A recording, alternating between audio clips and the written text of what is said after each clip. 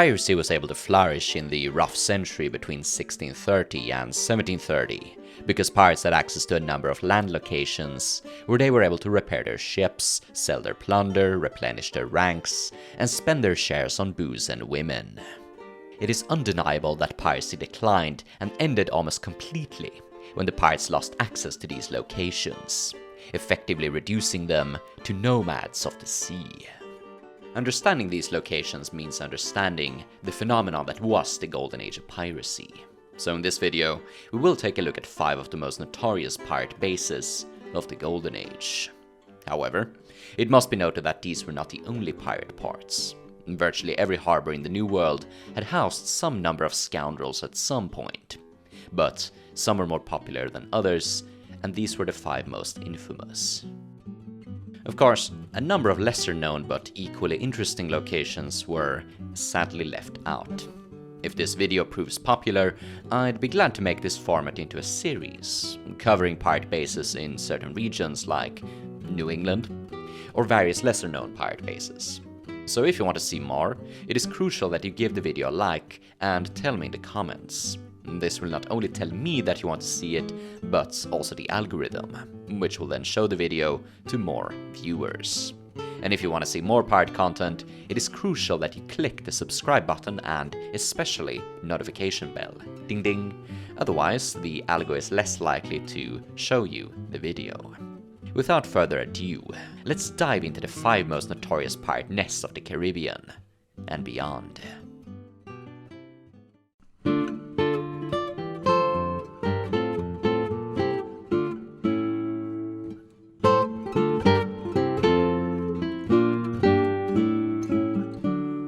Crawling into our list in the number 5 spot is a tiny spot of land swimming down the northern coast of Hispaniola. Christopher Columbus found the outline of the small island to resemble the shape of a tortoise shell and appropriately named it Isla de Tortuga, Turtle Island. In the subsequent decades, the neighboring island of Hispaniola, meaning Little Spain, was settled by colonizers from the home country. Tortuga was largely ignored and ended up becoming a refuge for corsairs, mutineers, and smugglers. However, no permanent settlement was established until 1629, when refugees from the island of St. Kitts decided to move in and set up shop. Some turned to farming, mostly tobacco, some to small-time piracy, but most of the men became hunters known as Buccaneer. The Buccaneer hunted cows for their skins and pigs for their meat, which they would smoke into a sort of jerky called boucané or barbecue. Even though Tortuga is most often recognized as a French pirate nest, the first governor was an Englishman named Anthony Hilton, appointed in 1631 by the Providence Island Company, a Puritan project looking to expand piratical operations in the Caribbean. The Spanish did, understandably, not appreciate the intrusion, and in 1634 they sent a force to uproot the settlement. Most of the Buccaneers were away hunting, so the Spaniards resorted to killing the women and children. The surviving Buccaneers fled to the wilderness, becoming self-sufficient and fighting back against the Spanish. This brutal back-and-forth guerrilla war in the jungle would continue for the rest of the century. Between 1635 and 1660, Tortuga changed hands between the forces on a frequent basis. In 1640, the French wrested control of the island with the help of one John Levasseur, a Huguenot appointed as governor of the island by Philippe de Poissy, a Knight Hospitaller. Levasseur fortified Tortuga from his base at Fort de la Roche, from whence he successfully defended the island against a Spanish assault. The success kind of got to his head, and Levasseur decided to cut ties with de Poissy, turning himself into a despot. Being a Protestant, he persecuted the Catholics, and even made enemies among the Buccaneers. However, commerce flourished under his control, and the island saw an influx of settlers. Nevertheless, his cruelty would prove his end. He was assassinated in 1652 by 2 of his companions, after having abused the mistress of one of them. De Poissy used this moment to retake Tortuga, appointing a new governor to rule in his stead. However, this new governor proved unable to defend the island, which fell again to the Spanish. Thus began another period of instability, in which the island switched hands between the French, Spanish, and English. The situation didn't fully stabilize until 1665, when the French West India Company appointed a former buccaneer named Bertrand d'Ogeron as governor. D'Ogeron was instrumental in establishing the western part of Hispaniola, Saint-Domingue, as a French colony, partly because he was simultaneously able to exploit and subdue the Buccaneers. It was during his reign, in a rough decade between 1665 and 1675, that Tortuga saw its golden age as a pirate base. But what made it so appropriate? Tortuga truly lives up to its name, being almost like a giant tortoiseshell. The key here is defensibility. It is a very rocky island, with most of the shoreline being inaccessible. Only the southern harbor was suitable, and this had only 2 entries, through which only lighter ships could pass. This meant that Tortuga was highly defensible, making it a suitable refuge. The defenses were bolstered by the erecting of Fort de la Roche, meaning on the rock, placed high on a steep mountain, with cannons watching over the harbor. It was nigh impenetrable. However, Tortuga was rocky and had bad soil, making it uncomfortable to live in compared to the larger island to the south. Its population never exceeded 1,000, seldom more than 200 or 300, and few of the filibusters themselves would actually live on the island. Instead, they would use it as a place to sell their plunder and prize ships before returning to their homes on Saint-Domingue. Tortuga was used as a base by a number of famous pirates, most notably François l'Olonnais and Henry Morgan. Here they mustered their expeditions, sold their plunder and prize ships, and recuperated. But the fact that the island was uncomfortable and that the harbor didn't have that many qualities aside from being defensible meant that Tortuga wasn't meant to last as a pirate capital. The subsequent governor saw it as vital for the defense of Saint-Domingue, but the pirates declined his invitations, preferring other bases on the island or elsewhere. The population kept declining for the rest of the century, until it was finally abandoned in 1694. In 1712, its isolation made it suitable as a leper colony. Even then, the isolation and defensibility of Tortuga still made it a decent refuge, and on some occasions in the 1710s and 1720s, pirates would use Tortuga as a temporary base, from which to attack vessels passing through the channel between the island and Hispaniola, or even making descents into isolated plantations. Tortuga's use was limited, but that specific use was vital in fostering that first generation of buccaneers that would go on to conquer the Caribbean. The island should rightfully be recognized as the cradle of Caribbean piracy, and its recognition can be seen in pop culture, appearing in music by bands such as Ailstorm and the Banished Privateers. They most likely took inspiration from the appearance of Tortuga in the POTC franchise, which is anachronistic. POTC takes place in the second quarter of the 18th century, long after Tortuga had been reduced to a footnote. The original POTC ride at Disney took its inspiration from the film adaptation of Sabatini's Captain Blood, which took place in the late 17th century. By that point, Tortuga had been almost abandoned. It had largely been overshadowed by Petit-Goâve and another iconic pirate nest, Port Royal.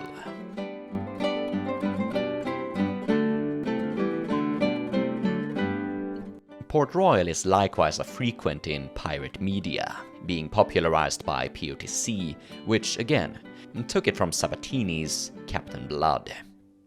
These works of fiction usually portray Port Royal as a lawful center of government, whereas in history it harbored a wretched reputation as the Sodom of the New World.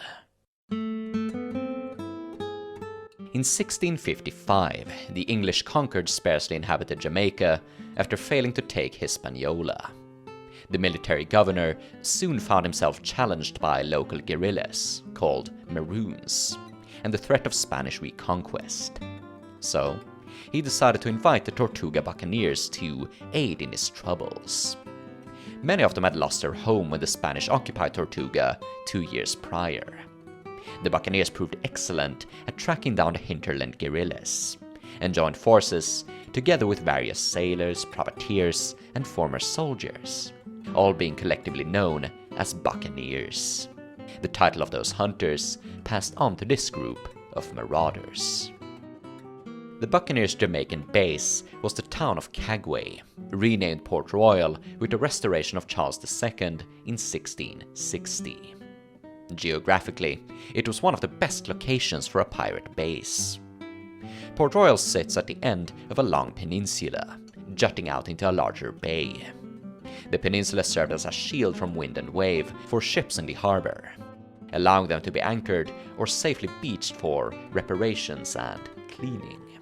However, this peculiar layout came at a cost. The ground consisted of soft sand, which could easily be uprooted in, say, the case of a hurricane. How foreboding.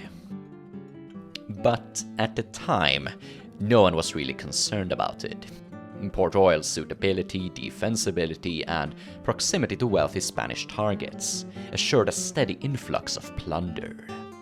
Within a few years, an array of storehouses, shops, and taverns had appeared in the streets, the two-storied buildings constructed of brick in the European fashion. Heavy structures and soft foundations, we got ourselves a Tower of Babel situation here, but they were too busy raking in the cash.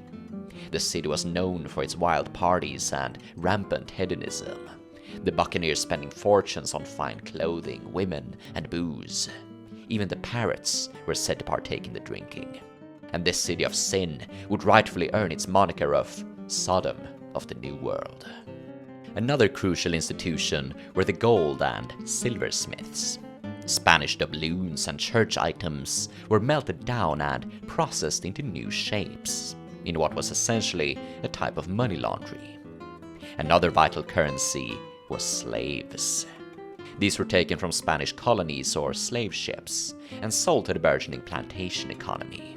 This was the start of Jamaica's sugar industry, which would eventually turn the island into the crown colony of the British Empire. Other goods were traded back to the Spanish in a system known as the forced trade. The Buccaneers took Spanish items, sold them to merchants at cut rates, who then used Spanish-speaking Jewish agents to sell these items back to the Spanish. Before the English conquest, Jamaica had a substantial Jewish population, who were much happier and less oppressed under these new overlords. Jamaica's most infamous buccaneer was Henry Morgan, known to the Buccaneers as Ambral Harry. After his attack on Panama in 1671, he was even knighted by Charles II and appointed as lieutenant governor of the island. Even though the attack was deemed illegal and officially condemned by Charlie. Officially, Morgan claimed to detest the Buccaneers, and indeed, Jamaica spent the coming decades trying to reform its reputation. Buccaneers were given the option to buy land and retire, and those who didn't were executed, Morgan himself overseeing many of the trials. However, he himself appears to have had private dealings with the scoundrels, a few handshakes under the table, a couple of winks and nods, and the island would continue to engage in trespassing and smuggling, with the goods usually coming from dubious sources, so to speak. According to Alexander Exquemelin, a buccaneer who wrote an influential book on the topic, God maintained order in the Caribbean by punishing the perpetrators of sin.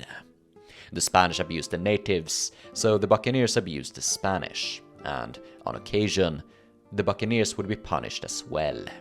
François L'Olonnais was allegedly torn apart by the Kuna, cited by Exquemelin as instruments of the Lord.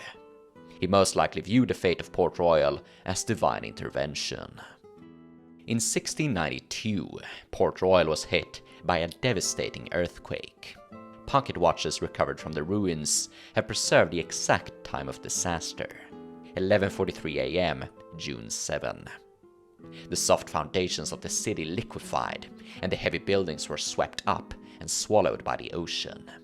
Several of the forts and countless ships were lost, not to mention the masses of people who perished either instantly or in the following weeks of disease and starvation. Even still, Port Royal recovered, and geography ensured its permanent usefulness. It was used as a base for privateers and the Royal Navy during the wars of the 18th century. However, its prestige had largely been lost. Neighbouring Kingston had taken up the mantle as the new capital, and Port Royal was largely regarded as a slum. Jamaicans would dump their rubbish upwind of the settlement, rendering it susceptible to a near-constant stink. Not exactly a pleasant place in which to end your days, but many pirates were trialed and hanged there regardless. Of note is the infamous but unimpressive John Rackham, who was even appointed governor of a small island, named in his honor. That is where his body was put in a gibbet, an iron cage, to serve as a warning for any would-be pirate, mutineer, or rabble-rouser. Beware.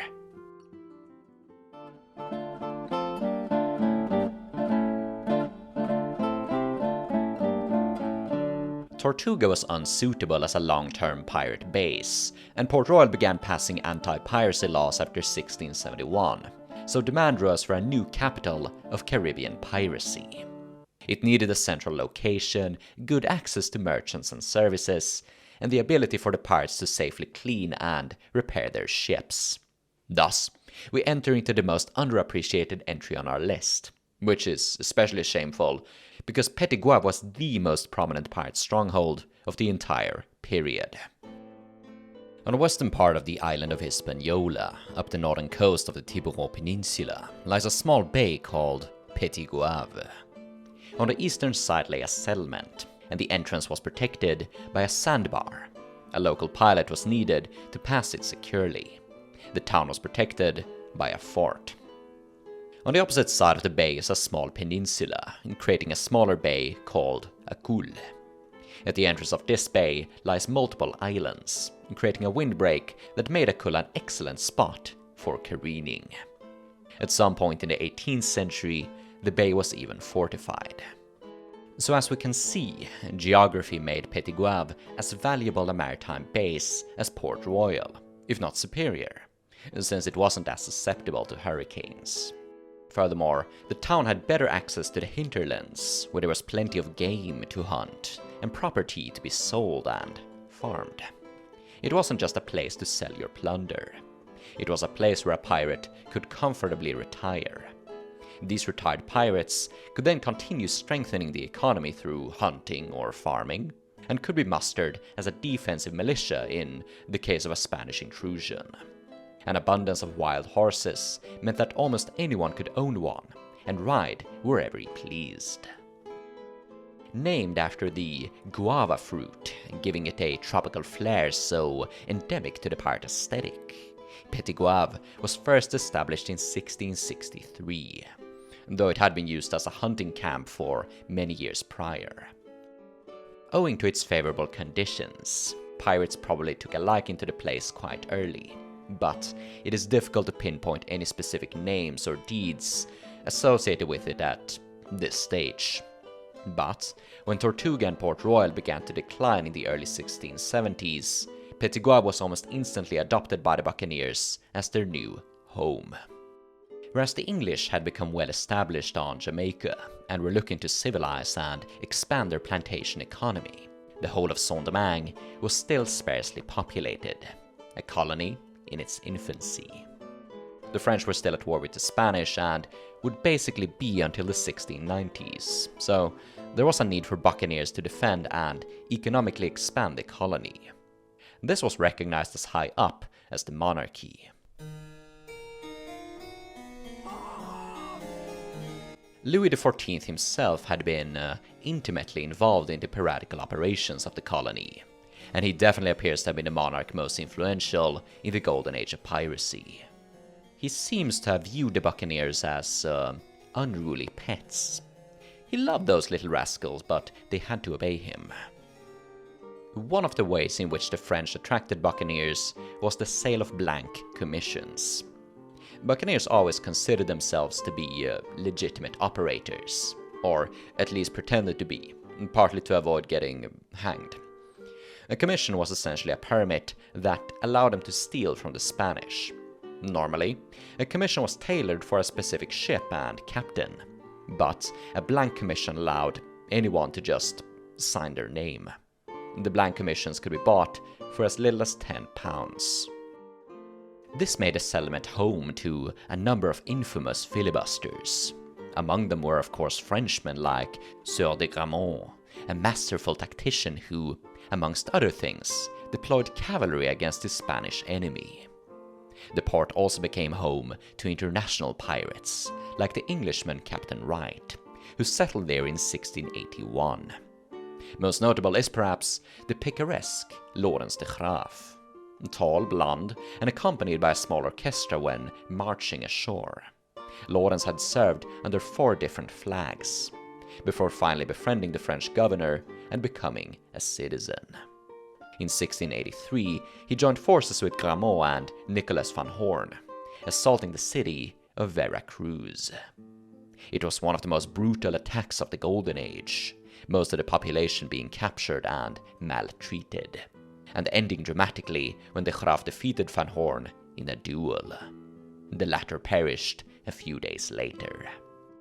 The Spanish were bound to retaliate, and despite its many upsides, Petit-Goâve was poorly defended. During the Franco-Dutch War of the 1670s, a Dutch fleet was basically able to just glide into the harbor and smoke it. In 1687, the Spaniards saw their opportunity. A small force of 85 Spaniards crowded aboard El Cachimbo, the tobacco pipe, a small galley commanded by Blas Miguel. Of Corsican origin, Blas believed that Lawrence had killed his brother and wanted revenge. Bearing a commission from the governor of Havana, his small unit landed on Petit-Goâve on the 10th of August. They managed to cause a lot of havoc, killing the president, his pregnant wife and a young boy, and freeing many of the slaves. Most of them were colored Spaniards, much like the raiders themselves. However, the militia managed to assemble and cornered 60 of the raiders in the fort, where they surrendered. Most of the perpetrators were hanged, but Blas and his alleged lieutenant were broken at the wheel. Even though Petit-Goâve would see the continued occasional occupation, its preferable location would ensure its survival as a base for privateering and maritime operations. By the early 18th century, the filibusters, the French buccaneers, had largely become lawful privateers, most of whom still operated out of Petit-Goâve. As the century progressed, fortifications were improved to better defend it against the naval assaults that had plagued it in the previous century. Where is the trader of London town? His gold's on the capstan, his blood's on his gown. And it's up and away for St. Mary's Bay, where the liquor is good and the lasses are gay. After the English peace with Spain in 1670, some buccaneers turned to the French, others retired, and others decided to look for opportunities beyond the Caribbean. Some went into the Pacific, some to Africa, and some went as far as the island of Madagascar. Commerce in Asia and the Indian Ocean had been trafficked by Europe since the early 16th century. Madagascar was theoretically a convenient stopping point, or base for pirates looking to attack the commerce, but nothing ever really took hold owing to native hostility. Meanwhile, in the Americas, the expanding English colonies had a huge demand for slaves that the monopoly of the Royal African Company was unable to meet. The rest had to be satisfied by smuggling and piracy. Independent slave traders, interlopers called, soon discovered a legal loophole. The slave monopoly of the RAC did not cover Madagascar, which lay under the jurisdiction of the East India Company, which did not trade in slaves. By 1676, Malagasy slaves had appeared in colonies like Bermuda. Slavery was part and parcel of Malagasy society, as frequent warring between different tribes would lead to enemy warriors being captured and shackled. Malagasy chieftains soon realized that they could sell these prisoners to Europeans in return for firearms, allowing them to expand even further. The New World to Madagascar slave route was solidified in 1690, when a New Yorker named Adam Baldridge was sent by his merchant employers to establish a trade post on the island, specifically on the tiny island of St. Mary, located on the northeastern coast of Madagascar. It was well isolated from the politics of the mainland. Baldridge was an unscrupulous figure, an old buccaneer who had allegedly killed a comrade in a bar fight, and he managed to ingratiate himself with local society by joining their conflict as an officer. This allowed him to construct a sizable home and a small fortress. From here he would interact with American slave traders and pirates. The pirates weren't as much interested in Madagascar as they were in the riches of the Orient. Though some would attack the company ships, most of them preferred to park their vessels in the Strait of Bab el-Mandeb, same as modern pirates, and wait for the passing of Indian pilgrim ships on their way to Mecca. Having taken one or two of these ships, which often carried yields many times of what the Buccaneers' city raids could give, the pirates would then make the long trek home. Though some of these attacks had taken place as early as the 1640s, it didn't become widespread until around 1685, with the decline of Caribbean buccaneering. Many of these Red Sea men, as they call themselves, were former buccaneers, most of whom operated out of the American East Coast, especially New York and Bermuda. St. Mary served as a convenient stopping point on this incredibly long journey, allowing them to repair their ships, buy provisions, and even pick up a couple of slaves. What made St. Mary's such a suitable base wasn't actually the island itself, but the cove located at its southwestern coast. Simply known as the Port of St. Mary, its entrance was guarded by a small island. Another tiny island lay inside of the bay itself, where many leading pirates often had their houses. Since the port faced the larger shoreline of Madagascar, it was shielded from the ocean. An enclosement of the bay protected the shorelines, allowing the vessels there to be safely beached and repaired. Defenses were further improved by a fort. So, what kind of goods did the pirates buy from Baldridge? We actually know this quite well, since Baldridge documented his transactions in a testimony. He sold the pirates tools, shoes, clothing, and Bibles. New York had recently opened up its first printing press. In return, he was usually given money, arms, and ammunition, especially cannons that he used to fortify his castle. By 1697, Baldridge left Madagascar after he managed to piss off the locals. "They're totally unreasonable with me, all crazy. Well, my heart, maybe you shouldn't have sold them into slavery." Most of his companions who stayed behind were massacred, and the St. Mary colony was abandoned. However, the favorable location meant that St. Mary would be reoccupied by future pirates and entrepreneurs. Next was a New Englander named Edward Welch, called Little King by the Malagasy. He traded with the Malagasy, Arabs, and rival pirates like Robert Culliford and William Kidd, playing both sides against each other. Now, St. Mary had attained a bit of a reputation back in England. People there basically believed that it was the capital of a pirate kingdom ruled by Henry Every, a famous pirate, even though he never even visited the place. In reality, it is debatable if Baldridge or Welch were ever that successful. Baldridge received quite a few complaints from his employers. Nonetheless, a fleet was dispatched from England to uproot this alleged nest. When the pirates caught wind of this, they shat their pants, dug earthworks, and sank multiple ships in the harbor to block the Navy's advance. When the Navy arrived, a lot of them fled. However, the Navy didn't even want to fight. They wanted to peacefully pardon the pirates and buy a few slaves. Life as a man-of-war didn't really pay. Some of the pirates took the pardon, others thought it a sham and escaped into the wilderness. One of the survivors was a Dutch pirate named John Pro. He decided to restore the pirate base on St. Mary, from whence he mediated trade between the locals, pirates, and Europeans. He seems to have lived a relatively calm and actually quite prosperous life, but was dead by 1719, just before the final great surge of Madagascar piracy. In 1722, Richard Taylor, Olivier Levasseur, and Jasper Seeger captured the wealthiest prize in pirate history, the Nossa Senhora do Cabo. And taking the massive Cabo as his flagship, Taylor carried her to St. Mary, where she was refitted into the greatest pirate ship of the period. After several months of partying, the pirates continued to Mozambique, where they seized a Dutch fort, before splitting up. Levasseur took the Cabo but lost her in a storm. When a Royal Navy squadron arrived on St. Mary, it was an abandoned ruin. St. Mary and the island of Madagascar are both incredibly fascinating in the history of pirates. And if you wish to learn more, I have an hour-long episode dedicated entirely to the subject.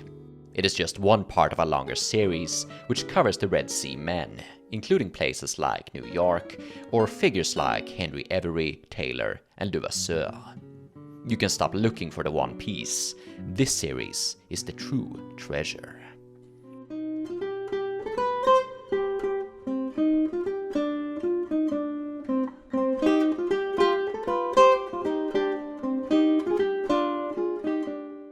In the 21st century, New Providence has become the most iconic pirate hideout, being a centerpiece in influential pirate media like Assassin's Creed 4 and Black Sails.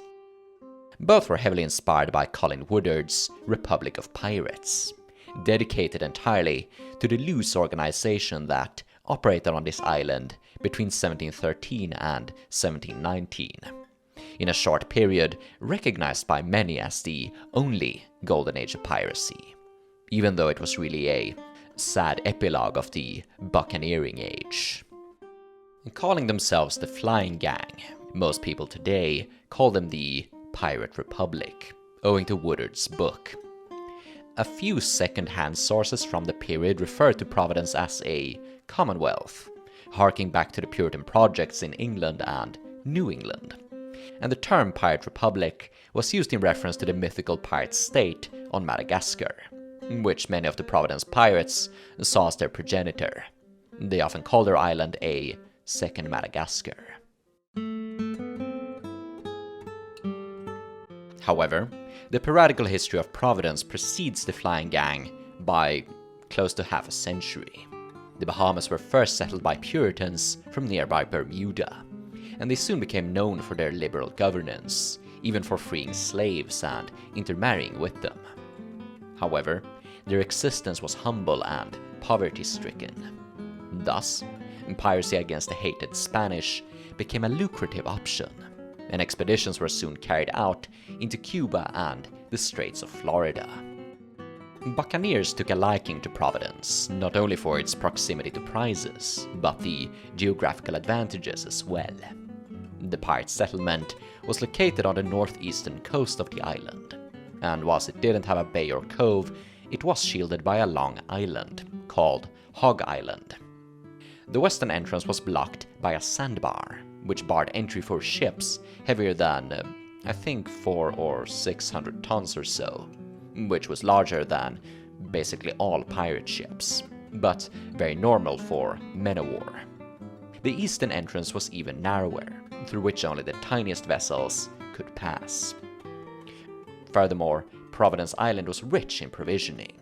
Fresh water could be gathered from the inland ponds, and the pinelands were home to game, fruits, veggies, and medicinal herbs. However, the Bahamians became most known for their practice of wrecking. The Bahamas are treacherous, as is the entire region, and ships would often get lost in the waters. Wrecking is the practice of salvaging shipwreck. usually those that do not belong to you. Wreckage was a common building material, even used for repairing pirate ships. The most notable wreck was of a Spanish galleon, the Maravillas, the lure of which was what first attracted settlers to the island of Providence. At the aforementioned location, they constructed Charleston, later to be known as Nassau, appointing Robert Clark as the governor. He in turn began issuing privateering commissions to willing buccaneers.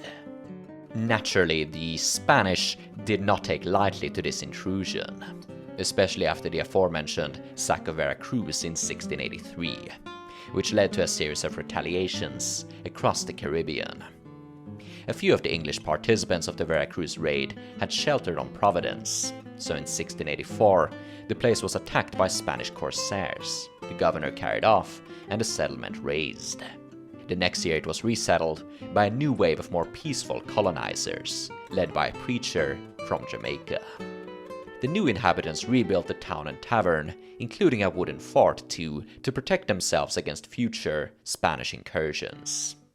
Even though the new colonizers were largely peaceful, Providence would slowly slip back into its piratical tendencies, notably under the dubious governorship of a certain Cadwallader Jones, one of the most despicable and corrupt individuals from the golden age of piracy. Essentially ruling as a tyrant, he used pirates to suppress local dissent, even going so far as to free prisoners to assist him in his power grab.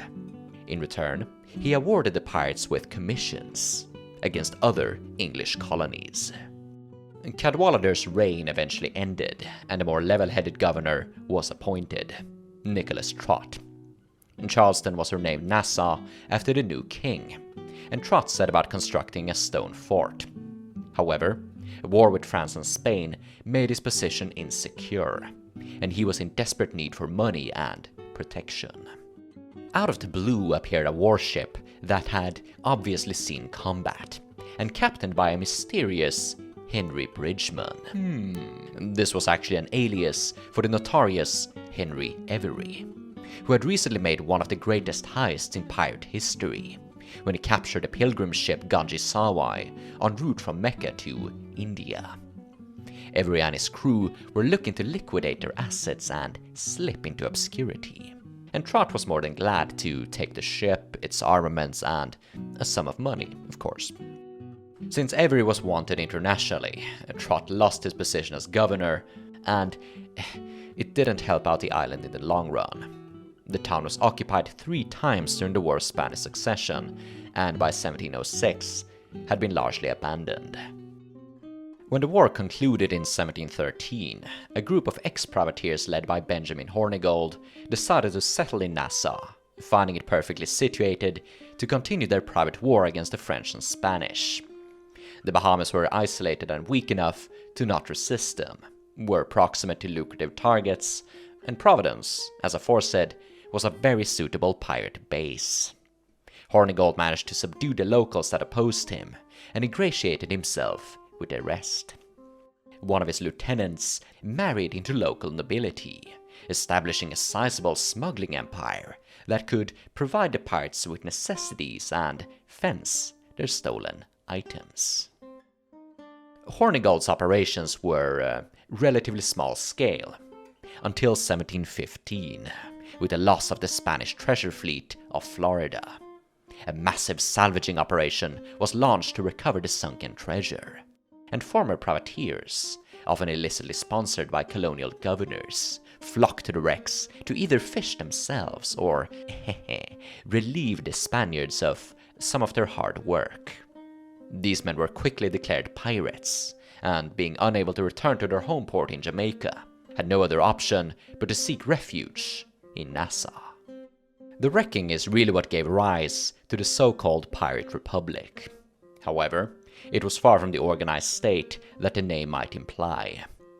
Even though multiple captains or irrelevant nobodies claimed leadership over the island, every company operated under its own commander, who governed over several ships and tens, if not hundreds of men.